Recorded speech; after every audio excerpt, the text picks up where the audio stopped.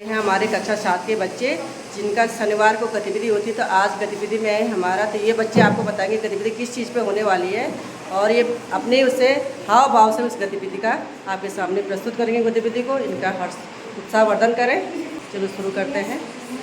मैं काल हूँ, मेरे 3 प्रकार है, भूतकाल, वर्तमान काल, भविष्य काल। मैं भूतकाल हूँ, मैं दूसरों का अतीत बताती हूँ। जैसे उदाहरण, मैं कल बाजार गई थी, मैंने कल फुटबॉल खेला। मैं वर्तमान काल हूँ, मैं कर रही हूँ। जैसे उदाहरण, मैं खेल रही हूँ, मैं पढ़ रही हूँ, मैं खाना खा रही हूँ। मैं आने वाला समय हूँ, मैं भविष्य काल हूँ। उदाहरण जैसे मैं कल बाजार जाऊँगी, मैं कल खेलने जाऊँगी, मैं कल स्कूल जाऊँगी। मैं संज्ञा हूँ, किसी वस्तु, प्राणी, भाव के नाम को संज्ञा कहते हैं। उदाहरण गोचर, कर्मचार, मैं दूर। मैं सर्वनाम हूँ, मैं संज्ञा के स्थान पर प्रयोग होता हूँ। मैं सर्वनाम हूँ। सीता अच्छी है, वो अच्छे, इसमें सर्वनाम हो है। मैं विशेषण हूँ, मैं विशेषण हूँ। सर्वनाम की विशेषता बताती हूँ। अच्छी लड़की है, इसमें विशेषण अच्छी है। आज है मैं हमारा गतिविधि वाला पाठ।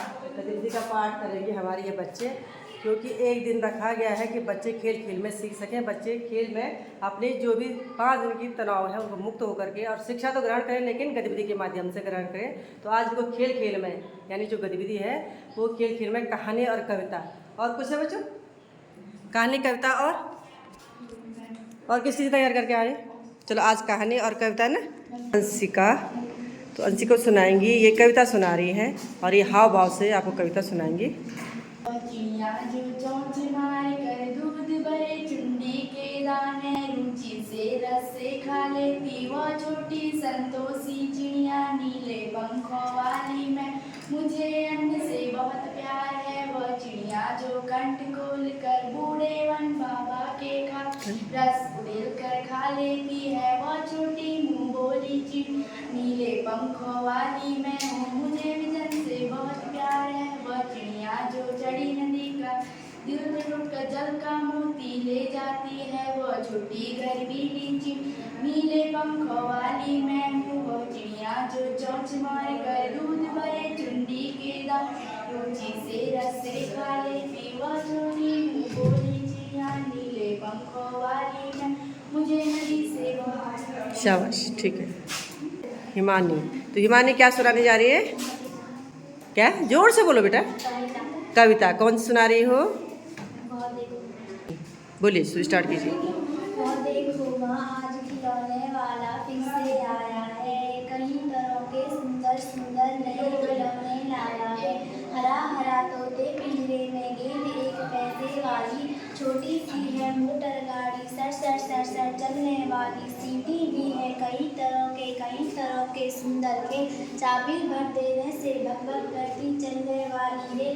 गुड़िया भी है बहुत बड़ी सी, पहने कानों में बाली, छोटा पेड़ है छोटे छोटे लोटा थाली, छोटे छोटे धनुष बाण है छोटी तलवार। नए खिलौने ले लो भैया, जोर जोर बोल रहा पुकार। मुन्नू ने गुड़िया ले ली है, मोहन ने मोटर गाड़ी, मचल मचल सरला कहती है माँ को लेने को साड़ी।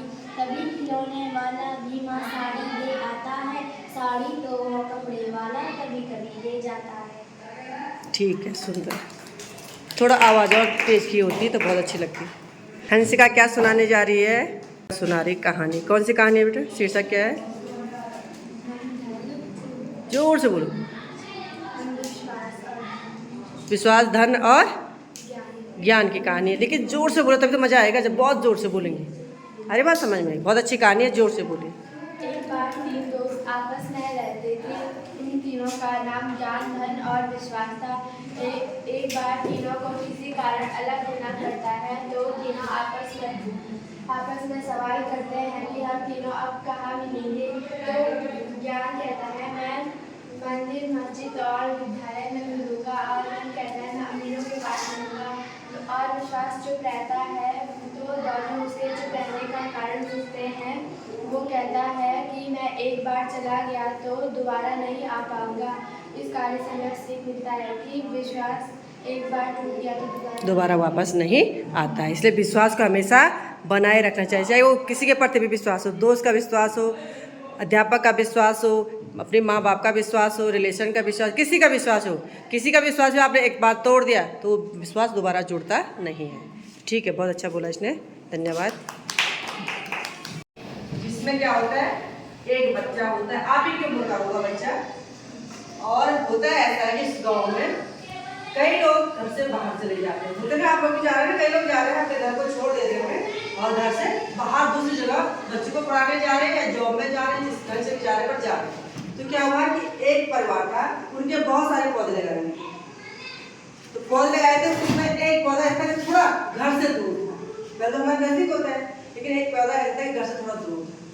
अब वो पौधा अंदर के पौधे को जिसको जिम्मेदारी दी गई थी, वो अंदर वाला पानी में डाल देता, सिंचाई कर देता, लेकिन जो बाहर का पौधा था उसमें कोई नहीं डालता था।